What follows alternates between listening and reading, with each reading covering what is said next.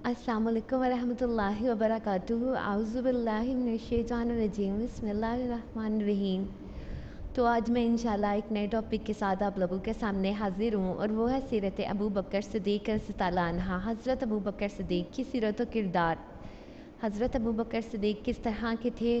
खलीफ़ा अव्वल इनको कहा जाता है। ये खलीफ़ा अव्वल है। हज़रत मोहम्मद सल्लल्लाहु अलैहि वसल्लम हमारे आखिरी नबी, उनकी वफ़ात के बाद ये खुलफ़ाए राशिदीन में से पहले हैं जिनको हज़रत अबू बकर सिद्दीक़ रज़ियल्लाहु अन्हा। तो आइए इनके हालात के बारे में जानते हैं कि इनकी ज़िंदगी किस तरह की है, किस तरह की थी। आप आमुल फ़ील के 2.5 बरस बाद मक्का मुकरमा में पैदा हुए और वालिदैन ने आपका नाम अब्दुल काबा भी रखा। यानी कि हज़रत अबू बकर सिद्दीक़ का जो नाम था अब्दुल काबा भी था। जब आपने इस्लाम कबूल किया तो रसूल सल्लल्लाहु अलैहि वसल्लम ने आपका नाम अब्दुल्ला रख दिया। और फिर इसी तरह से जब हज़रत अबू बकर सिद्दीक़ रज़ियल्लाहु अन्हा ख़ुद मुसलमान हुए तो वो अपने वालिद को भी हज़ूर सल्लल्लाहु अलैहि वसल्लम के पास लेकर बारगाह रिसालत में हाज़िर हुए। तो उस वक्त आपकी उम्र 91 वर्ष थी। जब रसूल सल्लल्लाहु अलैहि वसल्लम ने जब ये देखा तो फरमाया, ए अबू बकर, तुम इस बुढ़ापे में इनको ये तकलीफ़ दे रहे हो, मुझे कहा होता मैं ख़ुद उनके पास चला जाता। तो हज़रत अबू बकर सिद्दीक़ रज़ियल्लाहु अन्हु ने क्या जवाब दिया, आगे से सुनिए।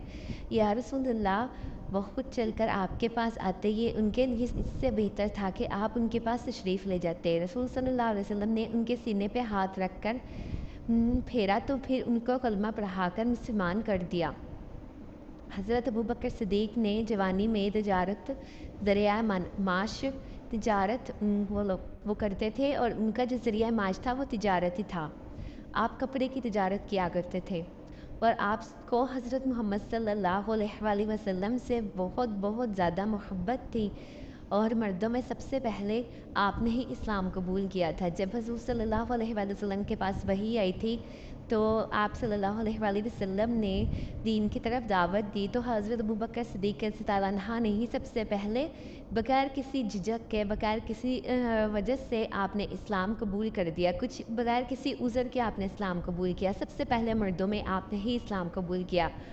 और हज़रत अबू बकर की कोशिशों से अब जो लोग जिन्होंने इस्लाम कबूल किया और जो लोग ईमान लेकर आए उनके नाम मैं आपके सामने पेश करूँगी। तो इसमें है हज़रत उस्मान बिन अफ़ान, हज़रत ज़ुबैर बिन अवाम, हज़रत तलहा बिन उबैदुल्लाह, हज़रत साद बिन अबी वक़ास और हज़रत अब्दुर्रहमान बिन औफ़।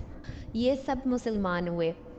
फिर उसके बाद में एक वाक़या है वो आप लोगों के सामने पेश करूँगी कि आप रज़ियल्लाहु अन्हा एक दिन रसूल सल्लल्लाहु अलैहि वसल्लम और दिगर मुसलमानों को लेकर मस्जिद हराम में गए। मुशरिकीन मक्का को आपकी जो ज़रूरत थी ये नागवार गुजरी, उनको बहुत ज़्यादा इस चीज़ पर गिरा गुजरा कि आप इस तरह से मस्जिद हराम में मुसलमानों को लेकर क्यों गए। तो उन्होंने आपको मार मार के ज़ख्मी कर दिया। उन्होंने आपको मार मार के ज़ख्मी कर दिया। आपके कबीला तमीम के लोगों को आपकी मदद के लिए जब लेकर आए गए उन्होंने आपको वो उठाकर आपको घर ले गए।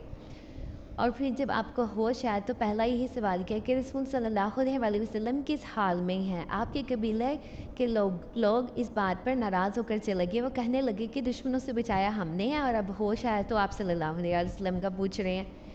तो बात ये है कि इतनी ज़्यादा मोहब्बत थी उनको हज़रत मोहम्मद सल्लल्लाहु अलैहि वसल्लम से कि कोई मैं बयान भी नहीं कर सकती।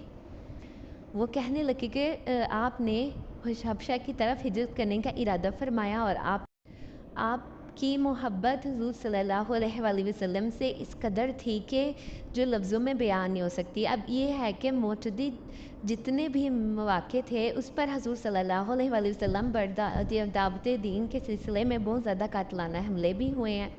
तो हर बार अबू बकर सिद्दीक़ रज़ियल्लाहु अन्हु ही आगे बढ़ते थे और कहते थे कि ज़ालिमों, तुम इस शख्स को कत्ल करना चाहते हो जो कहता है कि मेरा रब तो अल्लाह है। आपने अपनी बेटी हज़रत आयशा रज़ियल्लाहु अन्हा का निकाह रसूल सल्लल्लाहु अलैहि वसल्लम के साथ किया, यानी कि हज़रत मोहम्मद सल्लल्लाहु अलैहि वसल्लम उनके दामाद थे। यूँ आपको रसूल सल्लल्लाहु अलैहि वसल्लम का ससुर होने का भी शर्फ हासिल हुआ।